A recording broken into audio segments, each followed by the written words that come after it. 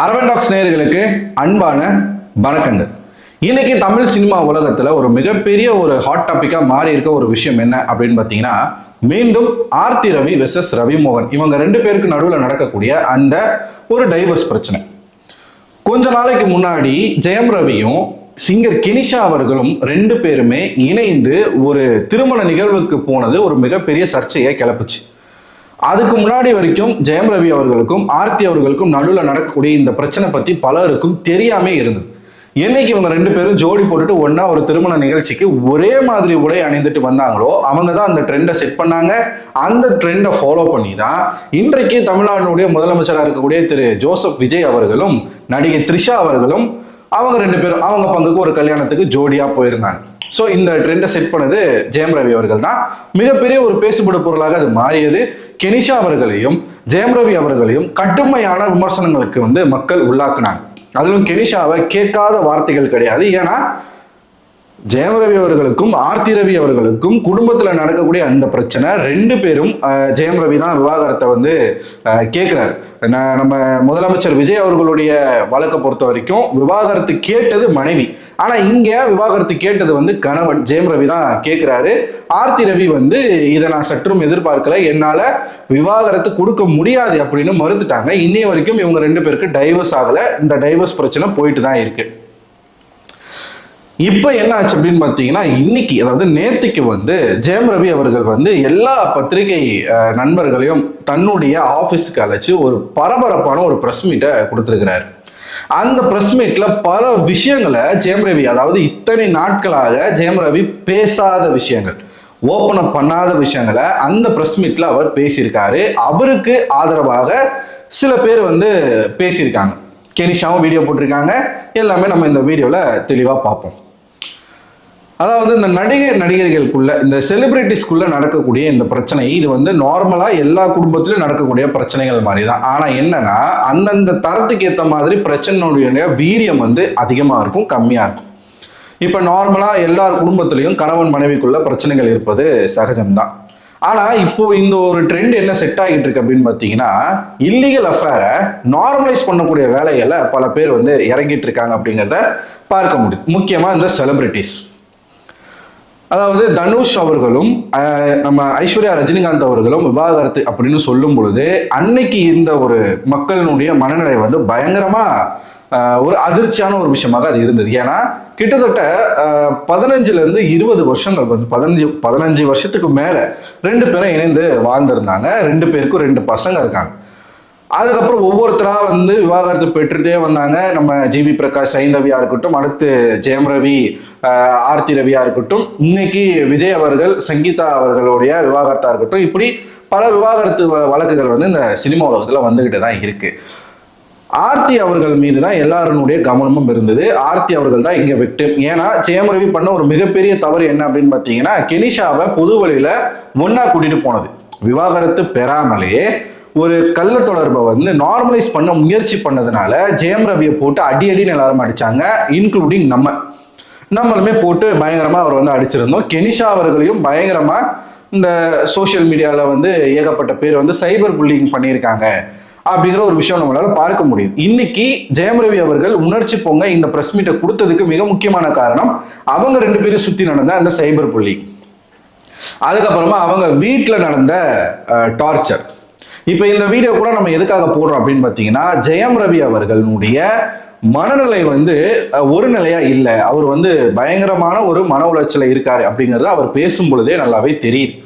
அது மட்டும் இல்லாம அவர் தன்னைத்தானே காயப்படுத்திக்கவும் ஆரம்பிச்சிருக்கிறாரு. அது அவர் கையில காட்டுறாப்ல, என்னுடைய குழந்தைகளை பார்க்க விட மாட்டாங்க. நான் சந்தோஷமா இருந்த நாட்களே, நான் என்னுடைய பெரிய பையன் கூட இந்த டிக் டிக் டிக்னு ஒரு படம் நடிச்சாரு. ஜெயம் ரவி அவர்களும் அவருடைய மகனும் சேர்ந்து நடிச்ச ஒரு திரைப்படம். அந்த திரைப்படத்துல நான் நடிக்கும் போதுதான் நான் ரொம்பவே சந்தோஷமா இருந்தேன் அப்படின்னு ஒரு விஷயத்த சொல்றாங்க. அது மட்டும் இல்லாம பல விஷயங்களை சொல்றாரு. என்னை பயங்கரமா டார்ச்சர் பண்றாங்க, நான் சாகணும்னு தான் அவங்க நினைக்கிறாங்க, எனக்கு பிளாக் மேஜிக் பண்ணியிருக்காங்க, என்னை பிளாக்மெயில் பண்ணி தான் கல்யாணமே பண்ணாங்க, அவங்க கையை கட் பண்ணி அப்படி மிரட்டி தான் என்னை திருமணமே செஞ்சுக்கிட்டாங்க அப்படின்னு பல விஷயங்களை சொல்றாரு. மேலும் கூடுதலா அவர் சொன்ன விஷயம் என்ன அப்படின்னா, கெனிஷா இப்ப என் கூட இல்லை, கெனிஷாவை பேசி பேசியே அனுப்பிட்டீங்க. என் மனசை புரிஞ்சுக்கிட்டு வந்த ஒரே பொண்ணு அவதான். அந்த பொண்ணுனாலதான் நான் கொஞ்சமாச்சும் சந்தோஷமா இருந்தேன். அது கூட உங்களுக்கு பொறுக்க முடியாம இந்த சைபர் புல்லிங் பிக்ஸ் அப்படின்னு சொல்லி கடுமையான வார்த்தைகள், அதாவது சோசியல் மீடியால பேசக்கூடிய பன்றிகள் அப்படின்னு சொல்லியிருக்கிறாப்புல. நீங்களாம் பேசி பேசி அனுப்பிட்டீங்க, சந்தோஷமா இருங்க, இப்போ உங்களுக்கு நிம்மதி தானே அப்படிங்கிற மாதிரி பேசியிருக்காரு. ஸோ அவருடைய ஒட்டுமொத்த பிரஸ் மீட்டுமே பார்க்கும் பொழுது எனக்கு பர்சனலா புரியுற விஷயம் என்ன அப்படின்னா, ஜெயம் ரவி அவர்கள் தரப்புல சில நியாயங்கள் இருக்கு அப்படிங்கிறது எனக்கு புரியுது. ஏன்னா அவர் என்ன கோத்ரூ பண்றாரு அப்படிங்கிறத என்னால ஃபீல் பண்ண முடியுது. அந்த மனுஷன் ஃபேக் ஆடல, உண்மையாலுமே அவருக்கு பேசும்பொழுது அவர் அழுகிறாரு, மனசு வெதும்பி அவர் பேசுறாரு. அவ்வளவு பிரச்சனைகளை அவங்க ஃபேஸ் பண்ணி, இப்ப நமக்கு தெரியாது அந்த குடும்பத்துக்குள்ள கணவன் மனைவிக்குள்ள என்ன பிரச்சனை நடந்திருக்குன்றது நமக்கு தெரியாது. வெளியில இருந்து நம்ம பார்த்துட்டு, எப்பயுமே இந்த சமுதாயம் பெண்களுக்கு தான் அதிகமான ஒரு முக்கியத்துவத்தை கொடுக்கும், சரிங்களா? இப்ப எனக்குமே ஒரு சின்ன ஒரு இஷ்யூ கொஞ்ச நாளைக்கு முன்னாடி நடந்துச்சு. என்ன அப்படின்னா, ஒரு லேடி என்கிட்ட தவறான வார்த்தைகளை பேசி எனக்கு கோவம் வந்துருச்சு. என்ன ஆபாசமா அவங்க பேச, நானும் ஆபாசமா திரும்ப அவங்கள பேசிட்டேன். அவங்க பேசுனதுக்காக நான் பேசினேன். ஆனா அந்த லேடி என்ன பேசிட்டு போய் போலீஸ் ஸ்டேஷன்ல புகார் கொடுக்குறாங்க. என்ன புகார் கொடுக்குறாங்க அப்படின்னா, என்னை அவதூறாக பேசி விட்டார் அப்படின்னு நான் பேசினதை ரெக்கார்ட் பண்ணிட்டு போய் கொடுக்குறாங்க.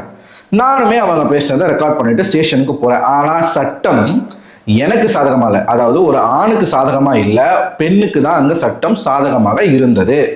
இப்படி பெண்களுக்கு சட்டம் சாதகமா இருக்கு அப்படிங்கிற ஒரே காரணத்திற்காக அதை தவறாக பயன்படுத்தக்கூடிய பெண்கள் இந்த சமுதாயத்துல பல பேர் இருக்காங்க. சோ அதே மாதிரி ஆர்த்தி ரவி அவர்கள் என்ன கோத்ரூ பண்றாங்க நமக்கு தெரியாது. ஏன்னா ஆர்த்தி ரவி அவர்கள் இன்னமும் வாயை திறந்து எதுவுமே பேசல. ஆனா ஜெயம் ரவி அவர்கள் இன்னைக்கு பேசியிருக்கக்கூடிய இந்த விஷயங்களை பார்க்கும் பொழுது கண்டிப்பா அவங்களுக்குள்ள பல பிரச்சனைகள் இருந்திருக்கு அப்படிங்கிறது மட்டும் நல்லாவே தெரியுது.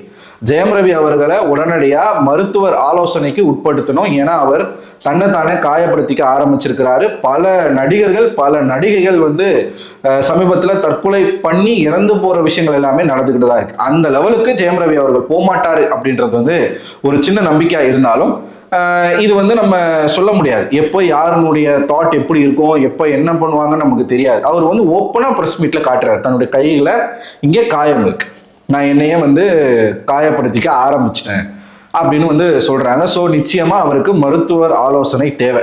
இன்னொன்று, இதுக்கு மேல ஆர்த்தி ரவி அவர்கள் இதை பிடிச்சு வைக்கிறதுல அர்த்தம் இல்லை அப்படின்னு தான் எனக்கு தோணுது. ஏன்னா அவங்க இன்னமும் விவாகரத்து கொடுக்காம இருக்காங்க.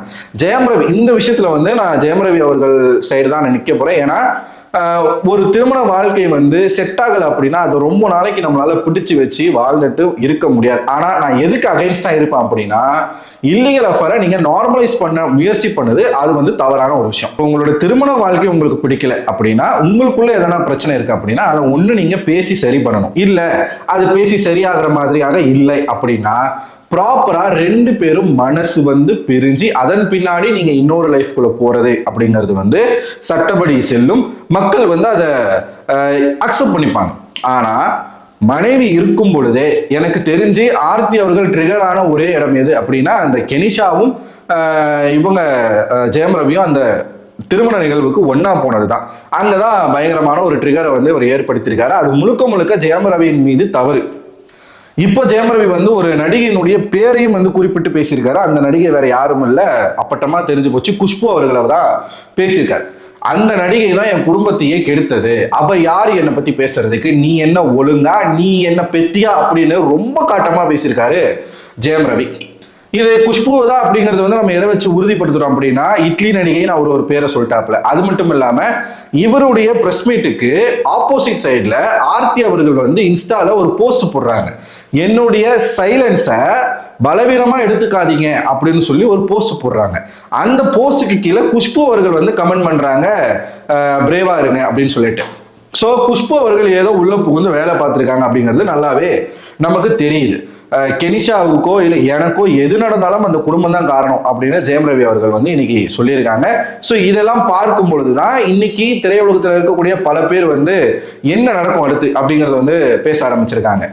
ஜெயம் ரவி அவர்கள் கொஞ்சம் கான்ஃபிடண்டா இருக்காரு. அவர் வெளிப்படையா என்ன சொல்றாருன்னா, என்னுடைய விவாகரத்து நடக்கிற, அதாவது எனக்கு டைவர்ஸ் கிடைக்கிற வரைக்கும் நான் படங்கள்ல நடிக்க போறது இல்லை. ஆல்ரெடி கமிட் பண்ண படங்கள்ல நடிப்பினை தவிர்த்து இனிமே நான் படங்கள்ல நடிக்க மாட்டேன் அன்டில் அன்லஸ் நான் என்னுடைய அந்த டைவர்ஸ் ப்ராப்பரா எனக்கு கிடைக்கிற வரை அதோட சேர்த்து என்னுடைய பசங்களை நான் பார்க்கணும். சீரியஸா அவர் சொன்ன பல விஷயங்கள் உண்மைதான். அவரு கஷ்டப்பட்டு சம்பாதிச்சிருக்காரு. அவரை வந்து ஜெயம் படத்தில் அறிமுகமானதுல இருந்து இப்போ வரைக்குமே வந்து ஜெயம் ரவிக்கு பெருசா சினிமால போட்டி கிடையாது. அவருக்குன்னு பெருசா வந்து ஹேட்டர்ஸ் கிடையாது. இப்போ ஒரு நடிகர் இப்போ விஜய் எடுத்துக்கிட்டீங்கன்னா விஜயை ரசிக்கிறவங்களும் இருப்பாங்க, வெறுக்கிறவங்களும் இருப்பாங்க. அஜித்தை ரசிக்கிறவங்களும் இருப்பாங்க, வெறுக்கிறவங்களும் இருப்பாங்க. அப்படி தமிழ் சினிமாவில் ஹேட்டர்ஸே இல்லாத நடிகர்கள்ல சில பேர் இருக்காங்க. இப்போ நம்ம சியான் விக்ரமா இருக்கட்டும், சிவகார்த்திகேயனா இருக்கட்டும், அதே அந்த வரிசையில் வந்து ஜெயம் ரவி அவர்களும் வருவாங்க. பெருசா அவருக்குன்னு வந்து ஹேட்டர்ஸ் கிடையாது. அவர் நடிச்ச பல படங்கள் வந்து நல்லாவே ஓடக்கூடிய படங்கள் தான். அதுல வந்து எந்த விதமான சந்தேகமும் கிடையாது. திறமை வாய்ந்த ஒரு நடிகர், சரிங்களா? அவர் கஷ்டப்பட்டு சம்பாதிச்ச பணத்தை அவரால் செலவு பண்ண முடியாத நிலைமையில தான் அவர் இருந்திருக்காரு. இது உண்மை.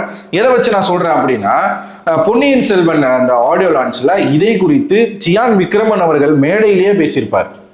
இப்போ நாங்களாம் வந்து போனோம்னா எங்கள் கையில இருந்து நாங்கள் காசு எடுத்து நாங்கள் டக்கு நாங்கள் வந்து செலவு பண்ணிடுவோம். ஆனால் ரவி வந்து வந்தால் மட்டும் என் பொண்டாட்டியை கேட்டு சொல்கிறேன், பொண்டாட்டிகிட்ட கேட்பான், பெர்மிஷன் கேட்பான், காசு கேட்பான், பொண்டாட்டிகிட்ட கேட்டு தான் அவன் காசே வாங்குவான் அப்படிங்கிற ஒரு விஷயத்த விக்ரம் அவர்களே மேடையில் சொல்லியிருக்காங்க. ஸோ ஜெயம் ரவி அவர்கள் என்ன சொல்றாருன்னா, நான் சம்பாதிச்ச மொத்த பணமும் அவங்ககிட்ட தான் இருக்கு. என்னுடைய அக்கௌண்ட்ல இருந்து, என் கிரெடிட் கார்டுல இருந்து, என் டெபிட் கார்டுல இருந்து ஒட்டுமொத்தமான ஆக்சஸ்மே அவங்க தான் வச்சிருக்காங்க. அவங்க என்னுடைய சொந்த வீட்டில் இருக்காங்க, நான் வாடகை வீட்டில் இருக்கேன் அப்படின்னு வந்து சொல்றாரு. இது எந்த அளவுக்கு கொடுமையான ஒரு விஷயம் அப்படிங்கிறது நம்மளால புரிஞ்சுக்க முடியுது. ஏன்னா கஷ்டப்பட்டு ஒரு மனுஷன் சம்பாதிக்கிறான். சம்பாதிச்ச பணத்தை அவங்கிட்ட இல்லாம ஒருத்தருடைய கண்ட்ரோல்லயே ஒருத்தர் வந்து எத்தனை நாளைக்கு தான் நம்ம வச்சுக்க முடியும்? அது ரொம்ப தவறான ஒரு விஷயம். என்னை பொறுத்த வரைக்கும் ஜெயம் ரவி சொன்ன வரைக்கும் பார்க்கும் பொழுது அவர் நிறைய கஷ்டப்பட்டிருக்காரு அப்படிங்கிறது நல்லாவே புரியுது. ஆனா அதுக்கான சொல்யூஷன் நீங்க விவாகரத்து வாங்காமே கினிஷா கூட உறவுல இருக்கிறது கிடையாது. அது தவறான ஒரு விஷயம். அதை மட்டும் நம்ம என்னைக்குமே ஆதரிக்க முடியாது. இப்போ கூட நீங்க ப்ராப்பரா ஆர்த்தி அவர்கள்கிட்ட இருந்து விவாகரத்து வாங்கி நீங்க அதுக்கப்புறம் உங்களுடைய வாழ்க்கையில நீங்க என்ன வேணா பண்ணலாம். யாராலையும் அதை கேள்வி கேட்கவே முடியாது. இது ஒரு பக்கம் இருக்க, ஒரு பக்கம் வந்து ஆர்த்தி அவர்களுடைய போஸ்ட், ஆர்த்தி அவர்களுடைய அம்மா வந்து ஒரு பேட்டி கொடுத்திருக்காங்க, அவதூறுகளுக்கு பதிலளிக்கப்படும் அப்படின்னு கொடுத்திருக்காங்க.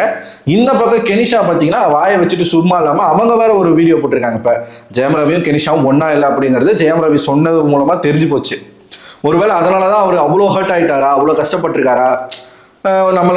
நம்மளை ஏத்துக்கிட்டு ஒரு பொண்ணு வந்தா அந்த பொண்ணையுமே நம்ம கூட இருக்க விடாம இந்த மாதிரி பண்ணிட்டாங்களே அப்படின்ற ஒரு கோபமா, வருத்தமா, அதுல வந்து பயங்கரமா அவர் வந்து ப்ரெஷர் ஆயிருக்காரு, ஸ்ட்ரெஸ் ஆயிருக்காரு, மன ரீதியா பாதிக்கப்பட்டிருக்காரு. எஸ், பாதிக்கப்பட்டிருக்காரு அப்படிங்கறத அவர் பேசுறதுல நல்லாவே நமக்கு தெரியுது.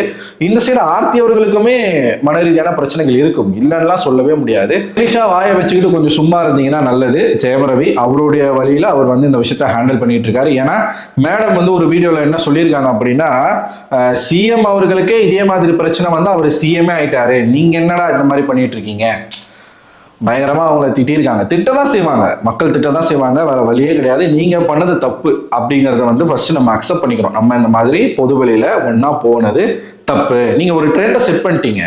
அந்த ட்ரெண்ட் இப்ப எங்க வந்து நிக்குது அப்படின்னா, முதலமைச்சர் விஜய் அவர்களுடைய விஷயத்திலேயே அது நார்மலைஸ் செய்யப்பட்டுருச்சு.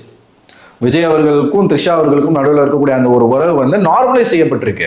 இதுக்கு அச்சாரம் போட்டது ஜெயம் ரவியும் கெனிஷாவும் தான். ஸோ அந்த மாதிரி ஒரு விஷயத்த பண்ணிட்டு நீங்க முதலமைச்சரை உதாரணமா எடுக்கிறது அப்படிங்கிறது தப்பு. ஏன்னா நீங்க பண்ணதும் தப்பு, அவர் பண்ணதும் தப்பு. அவராச்சும் விவாகரத்து கொடுத்துட்டாரு. இப்போ சங்கீதா கேட்டாங்க, அவர் வந்து விவாகரத்து கொடுத்துட்டாரு. அபிஷியலி 2 பேரும் பிரிஞ்சுட்டாங்க, சரிங்களா? ஆனா நம்ம சைட் அது நடக்கல. அதனால இதை உதாரணமாக எடுத்துக்கொண்டு பேசாம இருப்பது உங்களுக்கு நல்லது. ஏன்னா நீங்க தான் ரொம்ப பாதிக்கப்படுறீங்கன்றது புரியுது. இப்போ அந்த சைட்ல இருந்து அடிப்பாங்க, இந்த சைட்ல இருந்து அடிப்பாங்க, ஆர்த்தி சப்போர்ட்டர்ஸும் அடிப்பாங்க, ஜெயம் ரவி சப்போர்ட்டர்ஸும் அடிப்பாங்க. மொத்தமா வாங்க வேண்டியது கெனிஷா தான். அதனால கொஞ்சம் அமைதியா இருக்கணும். உங்களோட கருத்துக்களை மறக்காம கமெண்ட் பாக்ஸ்ல கமெண்ட் பண்ணுங்க. அடுத்த ஒரு வீடியோல உங்களை சந்திக்கிறேன். அதுவரை உங்களிடம் விடைபெறுவது நான் அரவிந்தன்.